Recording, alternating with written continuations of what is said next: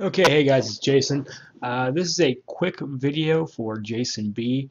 After the discussion on our webpage the other day about the white balancing, and then the pictures I put up the other day, he had some more questions about his images. Ended up a little bit on the soft side, so he sent me the raw file of one of his images. So I'm going to run through this super quick. I'm going to just talk as if I'm doing it, but I want you guys to see what I'm doing. So the first thing is it's the image right here. I'm going to go ahead and open this image in Photoshop, and you guys can follow along with me. Now, I can't guarantee anything on this because I have not actually used this image myself. I haven't done anything with it. Normally, when I do these videos for you, generally speaking, I edit them first just to make sure it's going to give a good result, because I don't want to put up a video of a picture that I can't actually fix.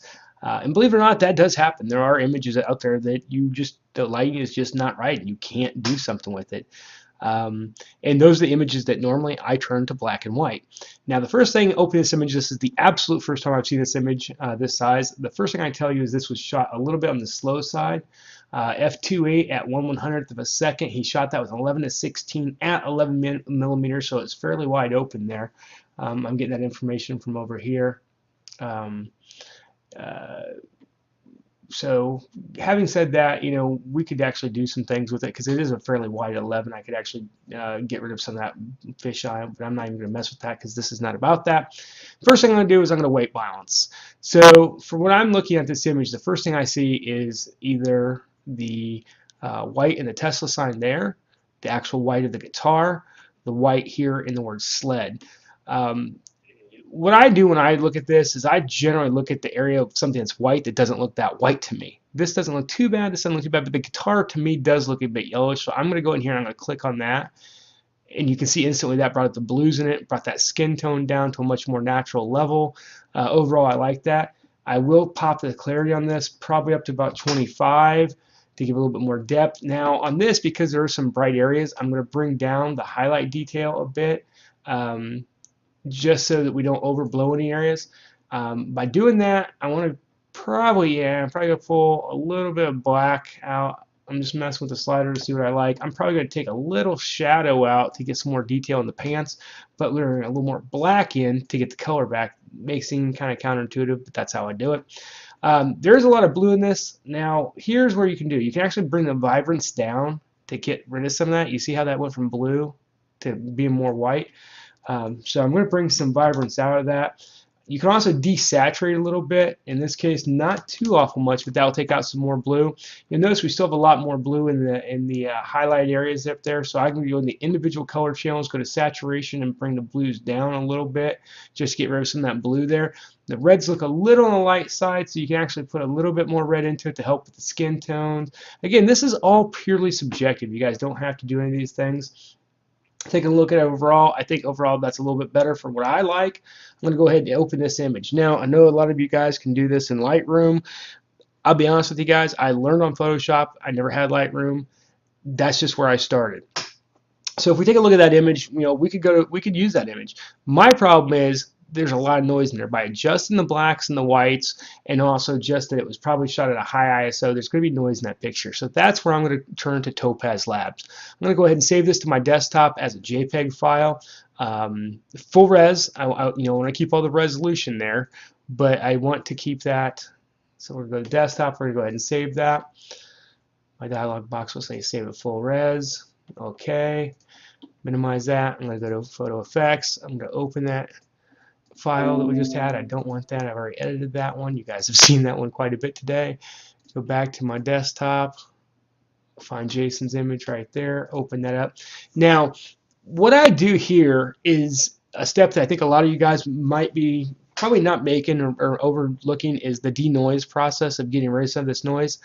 I believe this was shot with Jason's, I think he has a 750. I think that's what it was, a 700, 650. I forget what he has. But I know he has a full frame. I know he has a crop frame. I'm not sure which this is. It could be his crop frame or full frame. I didn't look at the metadata, so I really don't know. Anyway, let's go ahead and run the denoise.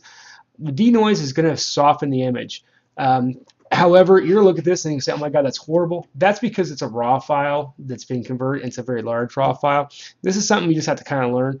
I'm gonna run strong. You see how that looks? Run strongest, you'll see even more of it. It will go out. If you run strongest raw, it'll even get out a little bit more, but sometimes you'll get debanding. I'm gonna go back to JPEG strongest, and I'm gonna be happy with that. It's gonna take a second here for that to fully render that image. Now this will be a little quicker than what mine is at 36 megapixel, but these are still fairly large images.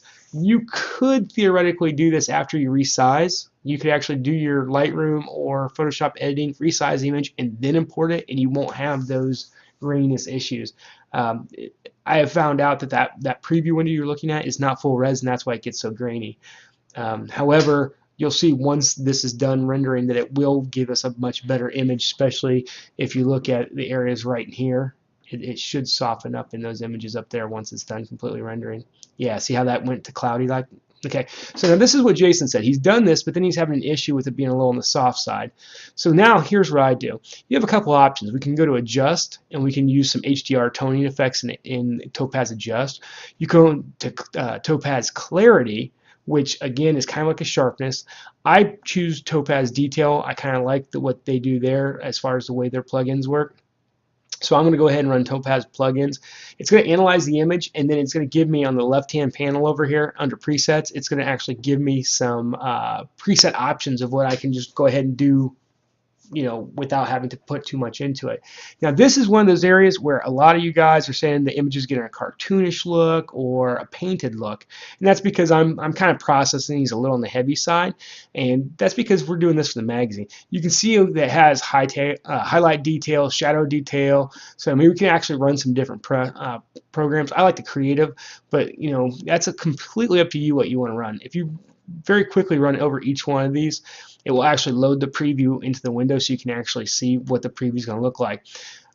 Just from where I'm always at, I know that I like detail medium, detail strong, or detail light. Depending on what kind of look. If you go to detail strong, a lot of times you get those Instagrammy looks, and this is what I'm talking about right here. You'll notice like in the smoke detail that it'll get really, really blown out. Like if you look down right about here in these amplifiers and areas, when I go to detail strong, you'll notice that it's really blown out.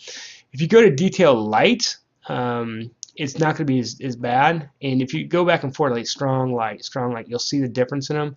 Medium is generally a pretty good happy place. So I'm going to pick a detail medium. I'm going to let it run that. And you'll see that it actually brought the detail up in the image. I'm going to hit OK. It's done with that. Once that's done, I'm going to go ahead and save that back to my desktop. Now, because I'm doing this as a quickest video as I possibly can, I'm not going to do all the steps I normally do as far as changing names and things like that, because this is really just to help Jason and maybe help some of you guys out there as well. It's going to go ahead and render that image. And that's done. I'm going to go back to my Photoshop. I'm going to go ahead and open that image back up. Now you'll see when I'm done with this, let's see, this is the original. Now, here's probably one of the things that Jason's going to say is, wow, I really lost a lot of my light in there. So that's where we're at now. And when I first looked at it, I said it was a little, he didn't shoot quite fast enough. I can tell that because this hand right here is blurry, and that hand right there is blurry.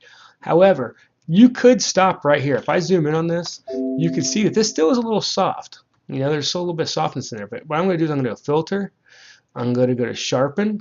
I'm going to go to Smart Sharpen, and here I'm doing custom set, amount 200, radius 2.5, noise reduction, reducing noise 10%, fade amount 39, 18, 1, 93, 50, and 1. You'll notice if I move this around, it's going to make it noisy. See the noise in that image?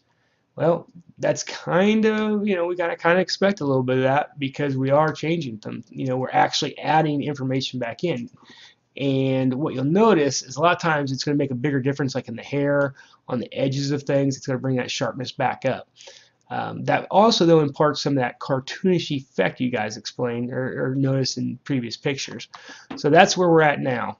So what I want to do is I want to do a side-by-side. Let me take Jason's original file here rename this. We're going to name it JB for Jason B.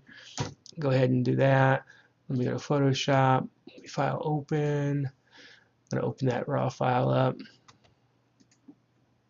And this is also another effect. What I'm getting ready to show you right here is something else you can do. I showed this to Crystal earlier today. I think this is a great, well, much better photo. I don't know if it's the best. Obviously, like I said, that's shot a little bit slow because of those images.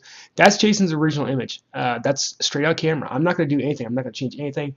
I mean, as you guys see, this is as shot. If I go in here and go custom, it actually made it worse in my opinion.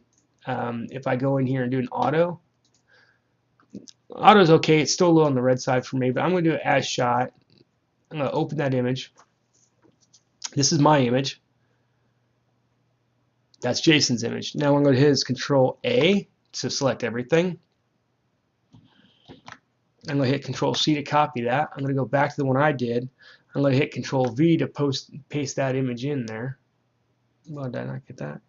Control C, Control V.